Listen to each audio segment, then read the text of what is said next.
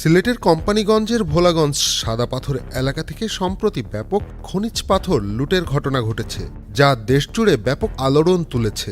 চায়ের দোকান থেকে শুরু করে সামাজিক যোগাযোগ মাধ্যম সর্বত্র এখন পাথর লুটের আলোচনা।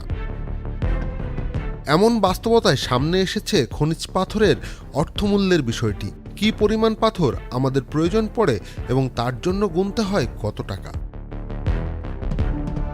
জার্মান সংবাদ মাধ্যম ডয়েচে ভেলের দেওয়া তথ্য মতে সাদা পাথরের অন্তত ৮০% পাথর সাবাড় করেছে লুটেরারা।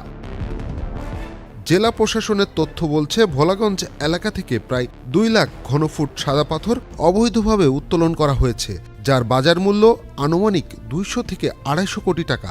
একই সময়ে লুট হয়েছে প্রায় ৬ লাখ ঘনফুট বালু, যার বাজার মূল্য প্রায় ২৪০ কোটি টাকা। লুট হওয়া এ পাথর উদ্ধারে সিলেট জেলা প্রশাসনের তত্ত্বাবধানে যৌথ অভিযান পরিচালনা করছে যৌথ বাহিনী, সঙ্গে যুক্ত রয়েছে সেনাবাহিনীও।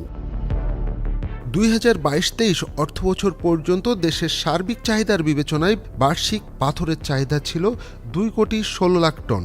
এর মধ্যে রেলওয়ের পূর্বাঞ্চলের ২,৯৫৫ কিলোমিটার রেলপথ নির্মাণে প্রতি বছর ১ কোটি ঘনফুট পাথরের প্রয়োজন হতো।